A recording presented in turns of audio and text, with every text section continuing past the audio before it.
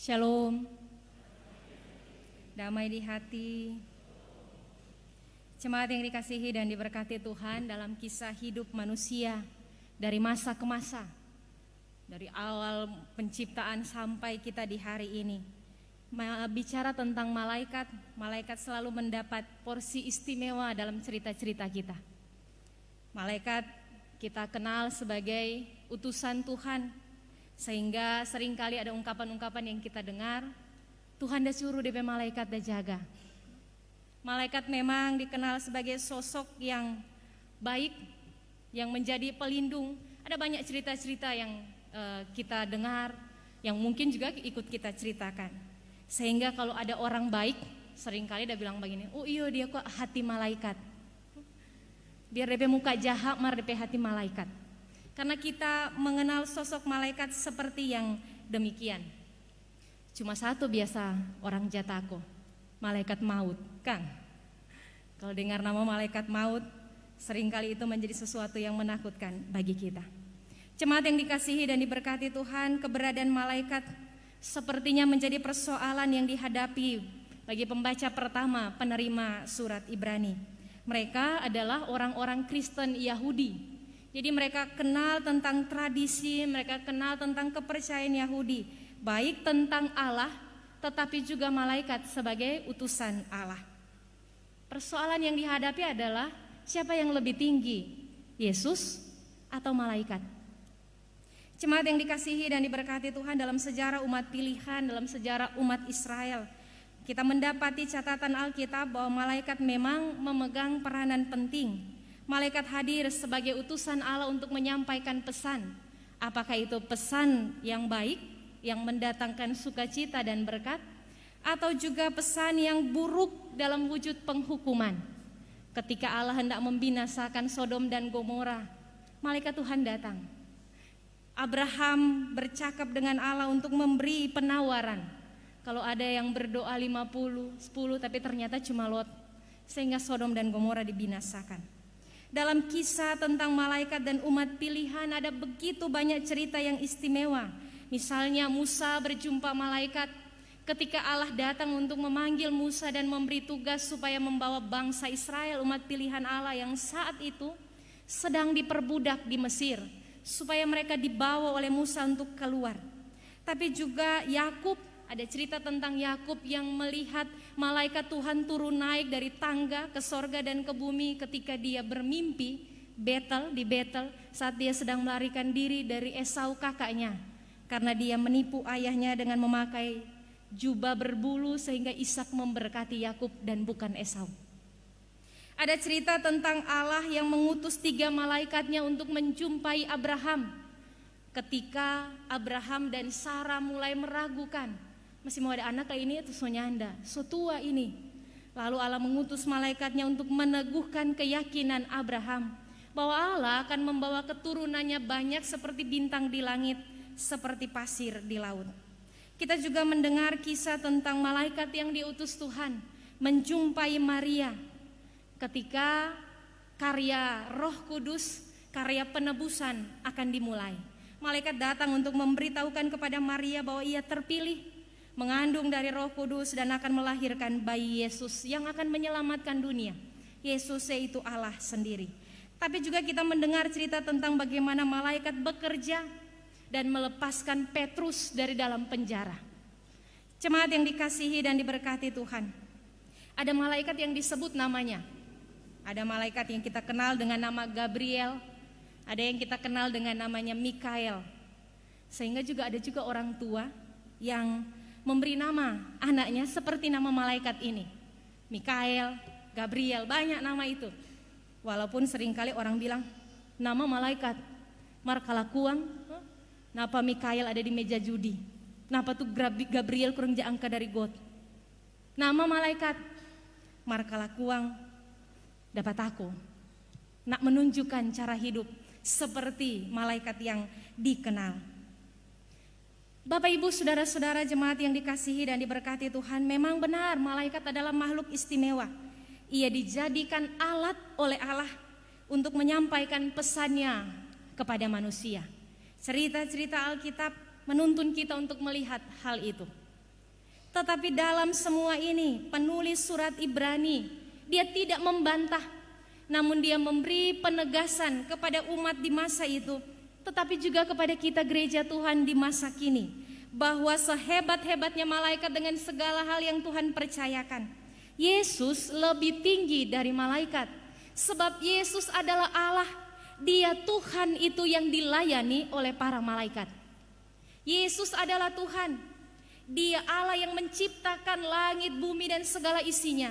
Dia Allah yang merendahkan dirinya untuk terlahir sebagai manusia, supaya dia melakukan karya penebusan di dunia. Penulis surat Ibrani menyatakan dengan tegas, Yesus lebih tinggi dari para malaikat. Dengan menyebut gelar yang disematkan kepada Yesus, anak Allah, lalu kemudian mengurai hubungan Bapa dan anak dalam catatan Ibrani pasal 1 yang baru kita baca tadi. Bagaimana Yesus menyapa Bapa, hubungan erat antara Bapa dan anak yang tidak pernah ada, tidak pernah tampak dalam hubungan Allah dengan malaikat. Bahkan dengan mengutip catatan-catatan perjanjian lama, kitab Mazmur antara lain dalam bacaan kita tadi. Maka penulis mau menyatakan bahwa Yesus lebih tinggi dari malaikat sekali lagi, karena Yesus adalah Allah itu sendiri. Injil Yohanes menyebut firman yang menjadi daging. Kalau malaikat orang anggap hebat, Yesus lebih hebat dari itu. Sebab Dia Tuhan, Dia Allah, dan malaikat adalah pelayan Allah. Jemaat yang dikasihi dan diberkati Tuhan, hal itu ditegaskan. Malaikat adalah pelayan Allah, bacaan kita pada ayatnya yang ke-14. Pada pasal 2 Bapak Ibu Saudara-saudara, kalau kita melihat lebih lanjut dari perikop-perikop dalam surat Ibrani, pada pasal 2 kita mendapati ada catatan Yesus seketika lebih rendah daripada malaikat.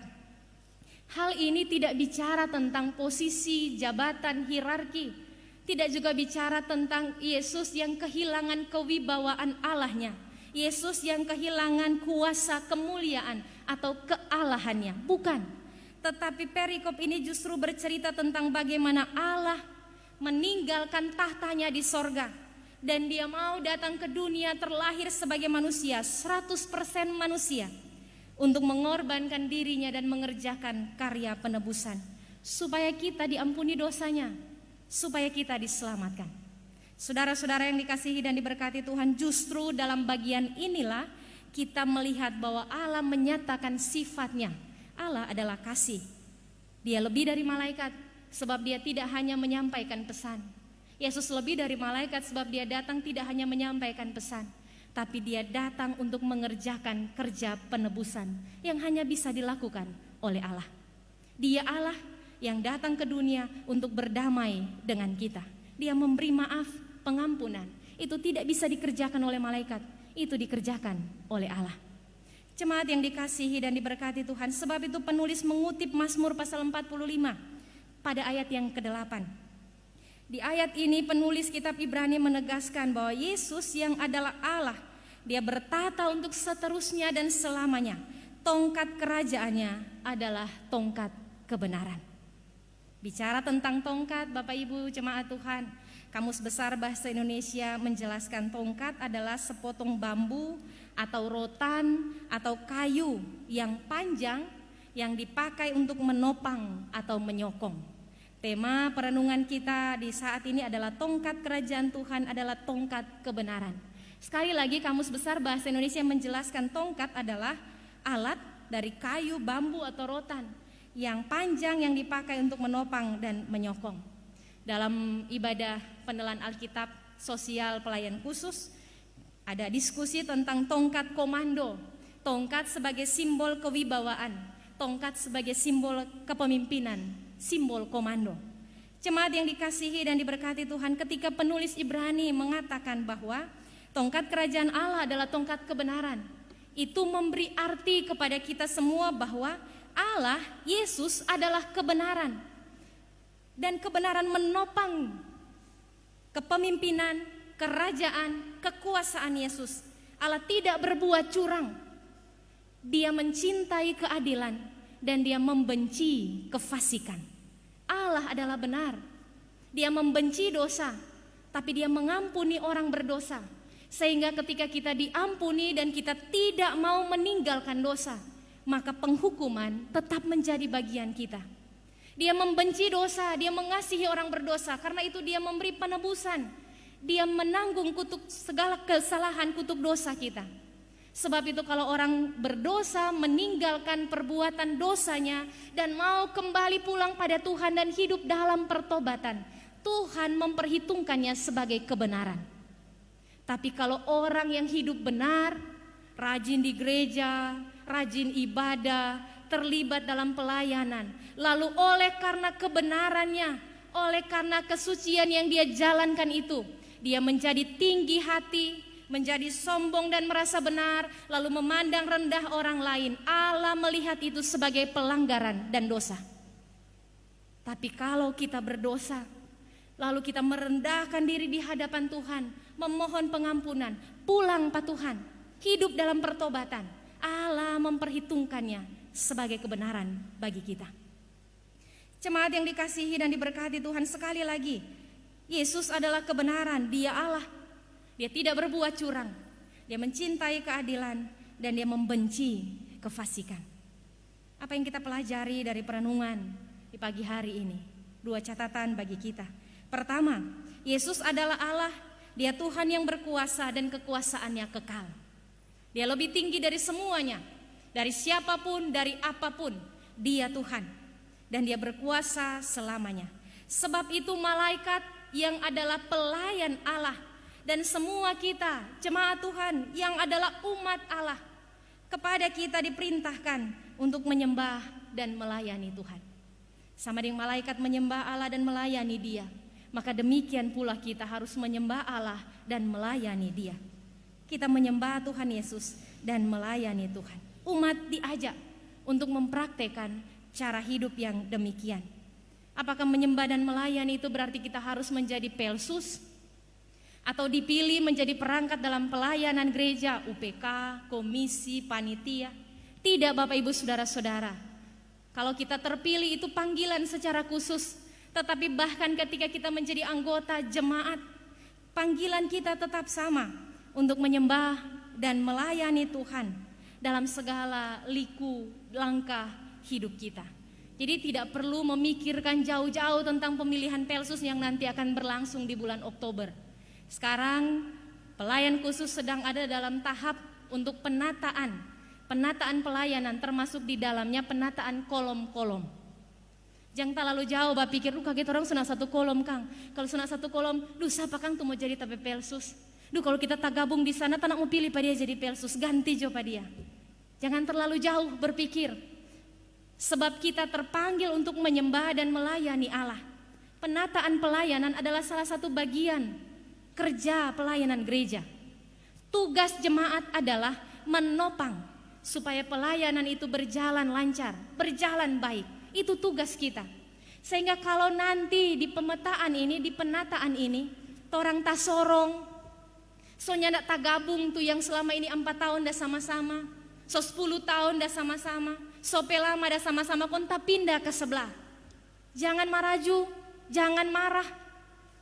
Nih penatua kon ndak suka pak kita, makanya dah saya pindah pak kita di sebelah. Pikiran-pikiran yang demikian, perasaan-perasaan yang demikian justru membawa kita merusak pelayanan gereja. Justru membawa kita menjadi duri dalam daging di tengah persekutuan hidup berjemaat. Mari kita menjadi pribadi yang mau taat, dengar-dengaran. Apa yang ada di tengah pelayanan gereja, mari kita dukung. Supaya bersama-sama kita ada dalam persekutuan yang menyembah Tuhan dan melayani Tuhan. Kalau nanti ada kolom yang tapica, pendeta bukan bilang mau ada. Kalau nanti sebab sedang ada dalam proses, belum ada keputusan, sedang dibahas di badan pekerja majelis jemaat. Kalau nanti ada yang tak pisah, tak bagi dua, tak pindah ke sana, jangan ada teritorial di kolom ini, ibadah di kolom sana. Serta di sidang, Soninta mau data di kolom berapa?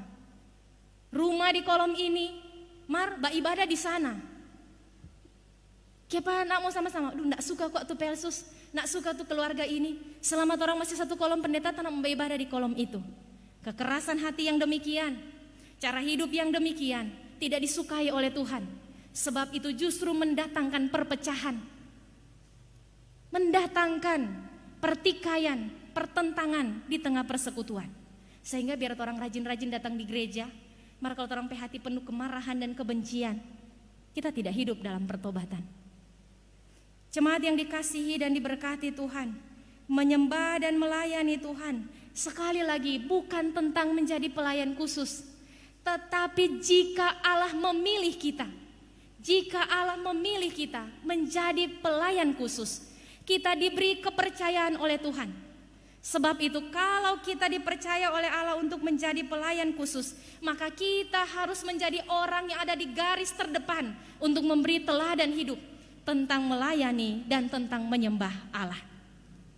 Kalau orang dipilih Tuhan menjadi UPK di kolom, komisi kerja, komisi BIPRA, apapun itu, ketika Allah memberi kita kepercayaan khusus, Allah menempatkan kita di posisi terdepan, menjadi panutan kepada jemaat, kepada keluarga, kepada orang lain, tentang bagaimana kita harus menyembah dan melayani Tuhan.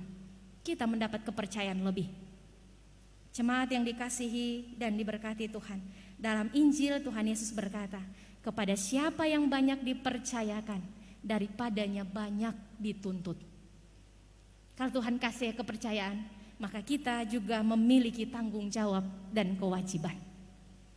Saudara-saudara yang dikasihi dan diberkati Tuhan, karena itu cara hidup benar, cara hidup yang takut Tuhan harus kita praktekkan. Jangan di gereja suci, di luar gereja ruci. Banyak tong jadi dengar ungkapan-ungkapan ini. Duh, kiapa dia pe baik-baik sekali. Di gereja orang tahu dia pe baik-baik. Mar kiapa dia bahugel. Duh, di gereja komong pe baik-baik sekali. Kiapa dia pakai doi di kantor. Di gereja baik-baik sekali. Ternyata kok dia pukul dia pe bini. Sering kali orang, oh DP rohani kok cuma aja keluar di gereja. Kalau so di tanpa lain so keluar DP duniawi.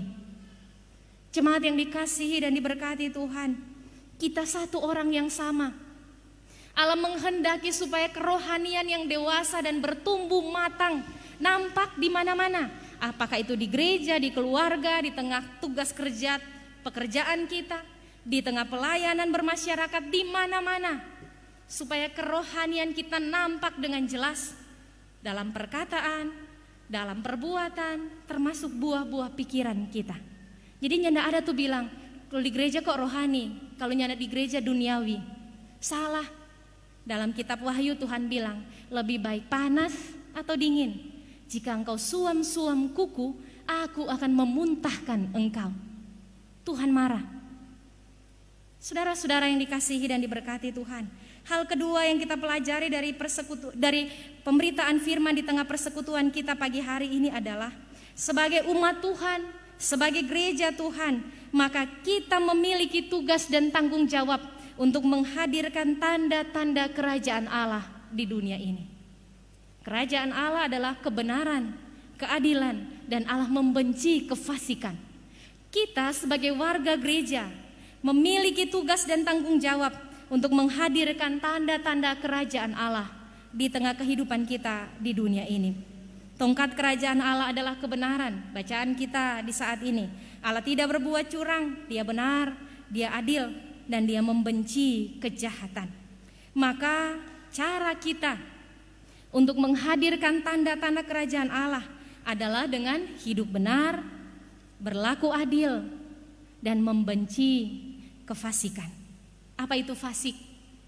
Kamus Besar Bahasa Indonesia menjelaskan, fasik itu sikap tidak peduli terhadap perintah Tuhan. Fasik itu berarti orang yang mengaku percaya kepada Tuhan tetapi mengabaikan perintahnya dan melakukan kejahatan. So tahu tapi tidak mau melakukan. So tahu marnak mau backing, itu kefasikan. Karena itu Bapak Ibu Saudara-saudara, mari berhati-hati, sebab kefasikan tidak hanya terjadi di luar gereja. Justru ada banyak bukti yang menunjukkan bahwa kefasikan terjadi dalam persekutuan gereja. So tahu mesti beribadah, hari Minggu gereja buka, hari Jumat ada evangelisasi kolom, ada ibadah-ibadah yang lain di sepanjang minggu berjalan. So tahu mesti beribadah, tapi ni mau datang beribadah. Pagi-pagi kurang pelok-pelok tu ayam, kasih siap, kom pigi manyabung. Nak dengar firman Tuhan, mar ada di tempat judi. Ada di Jemaat Immanuel Maumbi, ada. Semoga kita mau hidup dalam pertobatan. So tahu harus beribadah, nak mau datang santai di rumah. Ini kok hari Minggu, hari istirahat. Lelah dari Senin sampai Sabtu, jadi hari Minggu boleh bangun lat. Hari Minggu waktu untuk istirahat. Nanti jo live streaming. Padahal udah sehat-sehat. Putar jo tuh di handphone toh, buka Facebook, buka fanpage Immanuel Maumbi, taruh di seikong, tidur-tidur.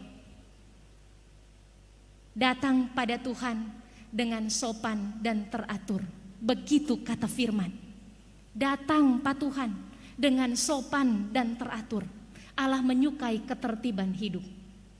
So tahu mesti datang beribadah, tapi memilih jalan-jalan untuk refreshing, karena hari Minggu adalah hari bersama keluarga. Ibadah dulu, baru berkumpul bersama keluarga, refreshing. Bawa tuh keluarga, ibadah dulu, menyembah Tuhan. Yosua bilang, aku dan seisi rumahku akan beribadah kepada Allah. Bawa keluarga, beribadah pada Tuhan. Dok, kenapa enggak masuk gereja kemarin? Dok, pendeta ada acara kok tadi malam Minggu tuh. Jadi udah minum kok enggak tabangun. Dosa. Padahal so tahu harus datang beribadah. Tetapi hati-hati Bapak Ibu Saudara-saudara. Sebab ada orang yang datang beribadah kepada Tuhan. Rapi, neces, siap sekali datang di gereja. Tapi dia datang dengan kesombongan sebab dia memandang rendah tetangganya, dia memandang rendah saudaranya, dia menganggap dirinya lebih dari orang lain. Atau datang ke gereja, datang tidak terlambat, tapi dengan hati yang penuh kekerasan sebab dia tidak mau mengampuni, dia tidak mau berdamai dengan orang lain. Datang di gereja, tetapi tidak meninggalkan dosa, bersinah, mencuri, datang di gereja, tapi tukang bagosip, suka mencela, mencari-cari kekurangan orang. Bahkan ketika kita ada di gereja, kalau itu yang kita praktekkan, kita berdosa terhadap Tuhan. Itu kefasikan namanya.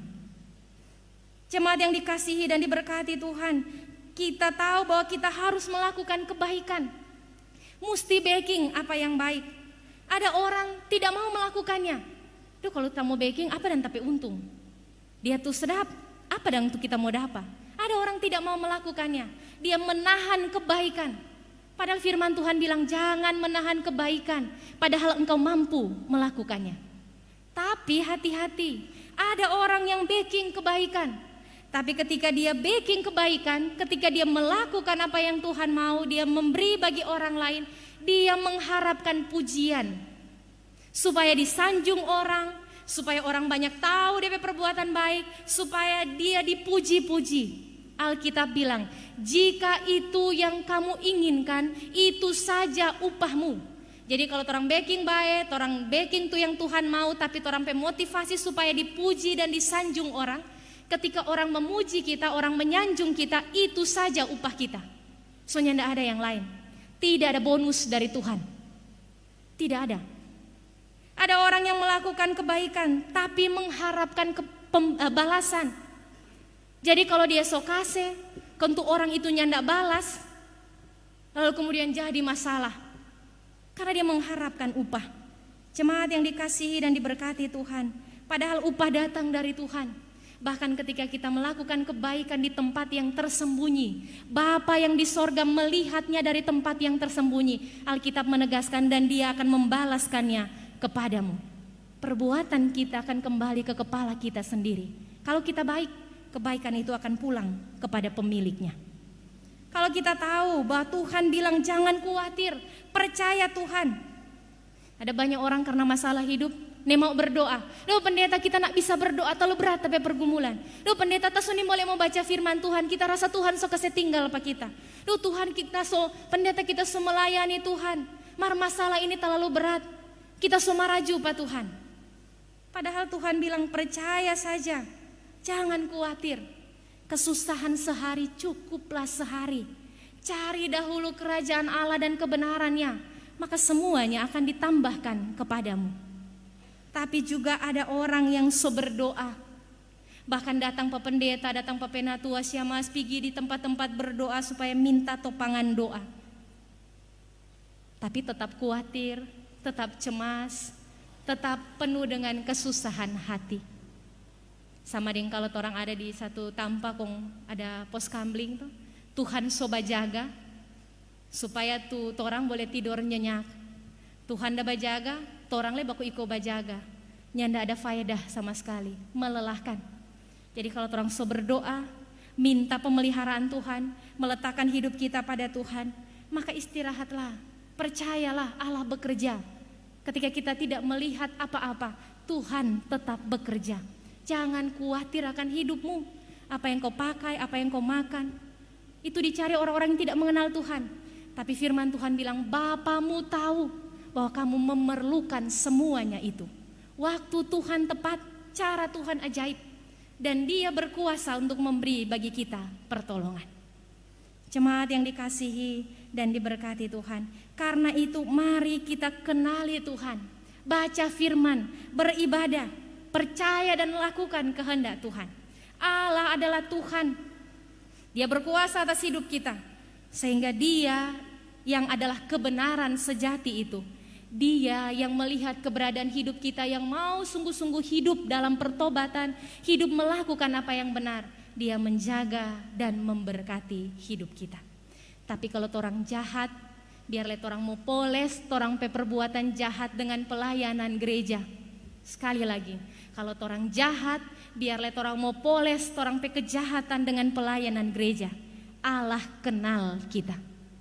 Ada sebuah cerita ilustrasi tentang tongkat. Satu hari katanya tuh pengusaha yang punya begitu banyak pelayan, orang kerja, dia kehilangan harta bendanya. Lalu dia bagi tuh tongkat sama panjang semua, dia bagi satu orang satu. Semua DP pelayan, DP pekerja dapat tuh tongkat itu. Sang tuan bilang begini, tongkat ini tongkat ajaib. Simpan masing-masing satu orang satu. Besok siapa yang tongkatnya lebih panjang, dia adalah pencurinya. Sebab ini tongkat ini adalah tongkat ajaib. Besok siapa tongkat yang lebih panjang, dia adalah pencurinya. Tongkat ini akan menunjukkan siapa pencuri sebenarnya. Ketika esok hari tiba, sang tuan mulai mengukur satu demi satu tongkat yang dia berikan di hari kemarin. Lalu dia mendapati ada satu tongkat yang kurang 2 senti. Data potong 2 senti. Sang tuan bilang, ini dia DP pencuri. Karena dia mengurangi panjang tongkat itu. Sebab dia takut akan ketahuan. Jemaat yang dikasihi dan diberkati Tuhan, ilustrasi ini mau menyampaikan kepada kita bahwa Allah adalah kebenaran. Dan kebenaran selalu menemukan jalan untuk muncul ke permukaan. Sebaik dan sehebat apapun kita menutupi kefasikan, kebohongan dan dosa, kebenaran akan muncul ke permukaan untuk menunjukkan apa yang sebenarnya ada. Sebab Allah adalah benar dan Dia tidak berlaku curang. Kalau orang hidup dalam kebenaran, orang mengatakan, memikirkan, melakukan yang benar, sekalipun kita ditekan oleh beban hidup, kita diperlakukan tidak adil, kita mendapatkan hal-hal yang penuh pergumulan, kebenaran itu akan muncul dan kebenaran itu mendatangkan berkat. Sebab Allah sekali lagi Dia adil dan Dia tidak berbuat curang. Mari hidup dalam kebenaran, menyembah dan melayani Tuhan. Mari hidup dengan menghadirkan tanda-tanda kerajaan sorga. Tuhan suka itu dan Dia pasti memberkati kita. Amin.